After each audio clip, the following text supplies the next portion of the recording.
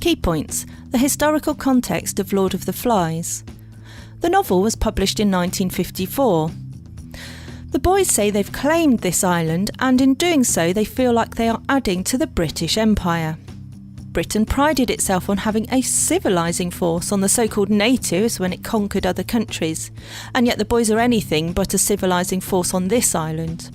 There are no savages or natives for the boys to battle with. The boys and their human natures are the enemy here. By the 1950s, the British Empire was in decline. In the 1950s, people were still reeling from World War II. Golding had participated in the conflict as he was a member of the British Navy.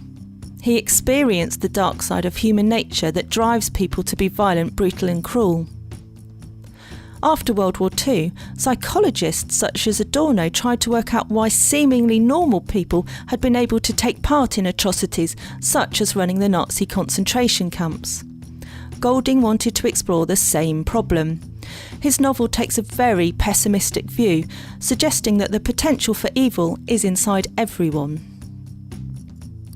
After World War II, tensions between former allies, Russia and America, rose to unprecedented levels and became known as the Cold War.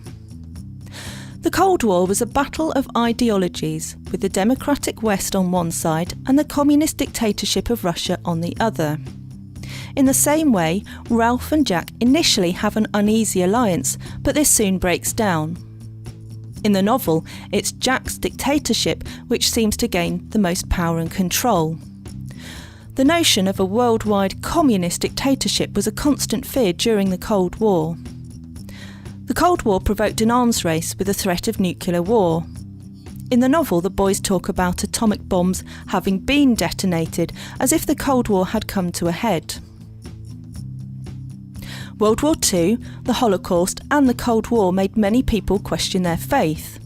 In the novel, Golding suggests there is no God, no devil, no real Lord of the Flies, only humans with their violence, superstition and fear.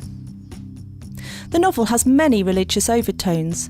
At first, the island seems like paradise, but once the little 'un mentions the snake-like creature, paradise starts to turn more and more hellish, ending in the burning of the island. Golding had worked as a teacher and knew firsthand how boys really behaved. He set out to write a novel that depicted realistic behaviour and not the overly romanticised actions of boys in ripping yarns such as the Coral Islands. In the 1950s, British society was stratified into classes in a much more rigid way than it is today, with the assumption that the upper classes were inherently better. Golding shows that this is nonsense. Piggy, the lowest in terms of social status, is in fact the most intelligent boy and essentially a good person, while upper class Jack is cruel and vicious.